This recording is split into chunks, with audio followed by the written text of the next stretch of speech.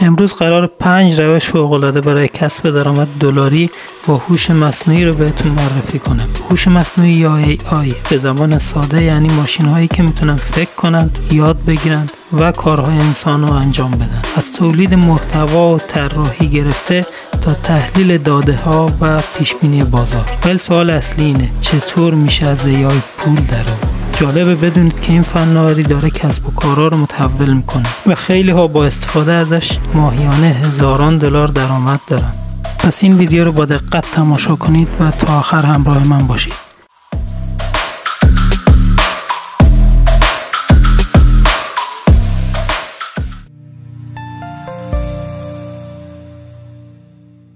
سلام دوستان، به چک پوینت خوش اومدید. همونطور که میدونید امروز قرار 5 روش برای کسب درآمد از طریق AI رو بهتون معرفی کنم. پس منتظرتون نمیذارم و میرم سراغ روش اول. فریلنسری با کمک AI. این روزا کلی سایت هست که افراد توش خدمات فریلنسری ارائه میدن. مثل فایور، ورکاپ و پیپل پر هاور. اما چجوری با AI این کار رو راحت تر کنیم؟ یکی از روش‌ها تولید محتواست.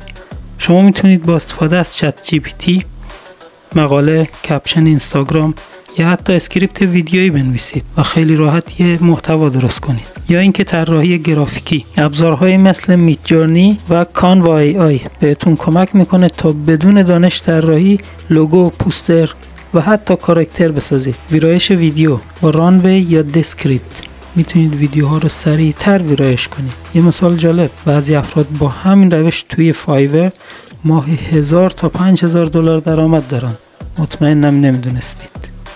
روش دوم، تولید و فروش محتوای دیجیتال با هوش مصنوعی. در ادامه براتون میگم که چطور این کار رو انجام بدیم. نوشتن کتاب الکترونیکی. با چت جی پی تی یک کتاب کوتاه توی موضوع خاص بنویسید و توی آمازون KDP بفروشید. جالب بود نه؟ فروش قالب‌های گرافیکی. در کانوا یا ادوبی فایرفلای طرح‌های آماده بسازید و در اتسی یا گامرود بفروشید. ساخت دوره‌های آموزشی. حتی اگه متخصص نیستید میتونید با AI یه دوره جمع آوری کنید و توی آدمی یا تیچیبل بفروشید. خیلی ها فقط با فروش کتاب‌های الکترونیکی ساده ماهی 2000 دلار به بالا درآمد دارن.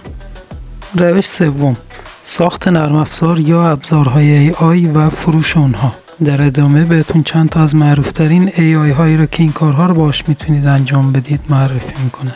نو کد AI. حتی اگه برنامه نویسی بلد نیستید میتونید با این کسب درآمد کنید. میک و بابل برای ساخت اپلیکیشن های بدون کد نویسی.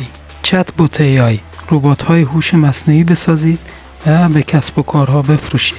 افزونه های AI، مثلا یه ابزار کوچیک که محتوای اینستاگرام رو تحلیل میکنه در کروم استور بفروشید. یه نمونه واقعی، یه نفر با ساخت یه ابزار ساده توی اپ سومو ظرف یه ماه حدود 10,000 دلار درآمد داشت. روش چهارم، سرمایه گذاری در پروژه های AI. خیلی از شرکت های بزرگ روی AI تمرکز دارن و شما میتونید توشون سرمایه گذاری کنید. خرید سهام. شرکت هایی مثل OpenAI، انویدیا و گوگل دیپ مایند در حال رشد سریع هستند.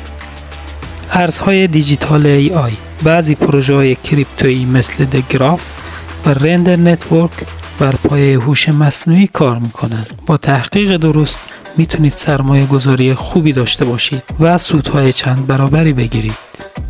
و آخرین روش یعنی روش پنجم، فروش محصولات فیزیکی که با هوش مصنوعی طراحی شدن. مثلا شما میتونید با میدجورنی طرح‌های خاص برای تیشرت، لیوان یا قاب موبایل درست کنید و با پرینتفول یا تیسپرینگ بفروشید.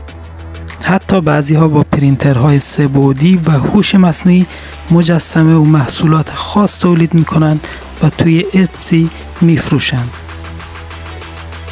ایده جذابی نیست؟ بعضی فروشگاه فقط از این راه ماهی 5000 دلار یا بیشتر درآمد دارن.